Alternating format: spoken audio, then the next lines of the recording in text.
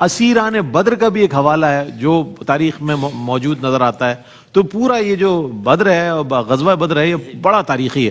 کیا فرمائے گا ڈاکٹر صاحب اس حوالے سے؟ بسم اللہ الرحمن الرحیم. بہت عمدہ گفتگو چل رہی ہے غزوہ بدر کے حوالے سے اور اصحاب بدر کے حوالے سے.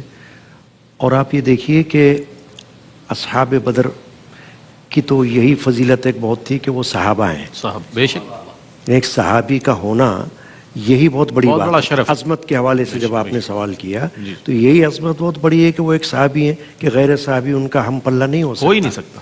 لیکن صحابی ہونے کے ساتھ ساتھ اللہ تبارک و تعالی نے ان کو مجاہد اسلام کا رتبہ دیا.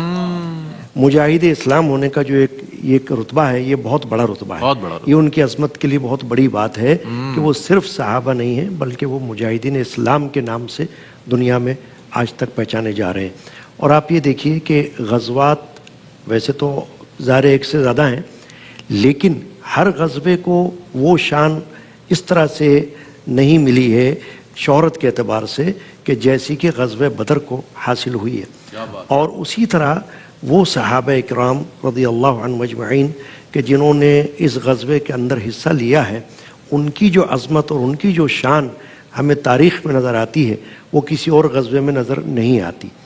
گویا کہ یہ وہ غزوہ ہے کہ جو کہ سب سے پہلا غزوہ ہے، ایسا معرکہ ہے جو سب سے پہلا معرکہ ہے عظیم الشان دین اسلام کا کہ اس نے تاریخ میں ایک تہلکہ مچا دیا ہے کہ جو بندہ اس کو دیکھتا ہے وہ اس کو سمجھتا ہے کہ یہ بہت بڑی بات ہے. یہ غزوہ بدر بہت بڑا غزوہ ہے. اب آپ یہ دیکھیے کہ قرآن مجید میں اللہ تبارک و تعالیٰ جیسے کہ حضرت علامہ صاحب نے آیات کی تلاوت کی ہیں اور بتایا باقاعدہ دلائل کے ساتھ کہ قرآن مجید میں اصحاب بدر کا ذکر آ گیا. جب تک قرآن پڑھا جاتا رہے گا ان کا ذکر ہوتا رہے گا. کوئی قاری قرآن اس وقت تک قرآن مجید کو ختم نہیں کر سکتا جب تک کہ اصحاب بدر کا ذکر نہ کر لے یا غزوہ بدر کا ذکر نہ کر لے. بالکل بالکل یہ بھی کہ اس کی عظمت ہے.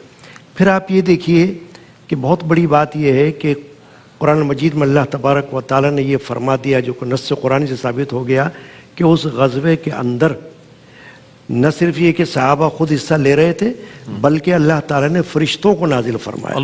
اب جو فرشتوں کو نازل فرمایا تو آپ دیکھیں کہ وہ نوری مخلوق ہیں اور صحابہ جو ہے وہ خاکی مخلوق ہیں. اگرچہ ان کی بڑی ایک شان ہے لیکن اس نوری مخلوق کو اللہ تبارک و تعالیٰ نے ان کی مدد کے لیے نازل فرما کر یہ بتا دیا کہ جب کوئی اللہ تعالیٰ کی ذات پاک پر مکمل بھروسہ کر کے میدان جہاد میں آ جاتا ہے اتر جاتا ہے تو پھر مدد اللہ کی طرف سے اس کے شامل حال ہو جاتی ہے. بے شک. آپ یہ دیکھیں کہ اس غزوہ بدر میں صحابہ کرام ان کی تعداد جیسے کہ 313 ہے بتائی گئی ہے لیکن ان کے مقابلے میں جو کفار تھے ان کی تقریباً تعداد جو تھی وہ 1000 کے برابر تھی تقریباً.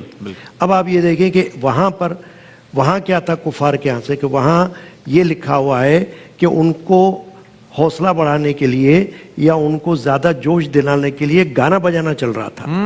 طوائفیں تھی باقاعدہ عورتیں کہ جو ان کو اس طریقے سے حوصلہ دلا رہی تھی کر رہی تھی ان کو لڑنا ہے آپ. ہاں ان کو ایکسائٹ کر رہی تھی. اور یہاں پر کیا تھا نبی اکرم صلی اللہ علیہ وسلم اللہ کی بارگاہ میں سربسجود ہیں اور دعا کے لیے اپنے دست مبارک اٹھائے ہوئے ہیں. تو یہ کتنا بڑا ایک فرق آپ کو نظر آ رہا ہے. یہ بہت بڑی عظمت ہے کہ صحابہ کرام جو غزوہ بدر والے ہیں ان کو اللہ تعالیٰ نے شان عطا فرمائے. پھر آپ یہ دیکھیے حدیث پاک میں آتا ہے کہ حضرت جبریل علیہ السلام حاضر خدمت ہوئے اور یہ پوچھا کہ یا رسول اللہ آپ کے صحابہ میں کون سے صحابہ ہیں جو زیادہ بافضیلت ہیں؟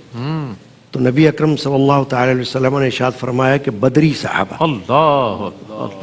یہ بھی تو عظمت ہے نا کہ صرف وہ صحابی نہیں بلکہ صحابہ کے اندر ایک جماعت حضور اکرم علیہ السلام نے واضح فرما دی کہ بدری صحابہ وہ تمام صحابہ پر فضیلت رکھتے ہیں. نومینیٹ کر دیا الگ سے. اس پر حضرت جبریل علیہ السلام نے عرض کیا کہ یا رسول اللہ ہم فرشتوں میں بھی وہ فرشتے جو غزوہ بدر میں نازل ہوئے تھے اللہ کی طرف سے امداد کے لیے وہ زیادہ فضیلت رکھتے. کیا بات ہے ڈاکٹر صاحب. سبحان اللہ سبحان. کیا اچھی بات. اور پھر جو یہ جو اصحاب بدر تھے جب مال غنیمت آتا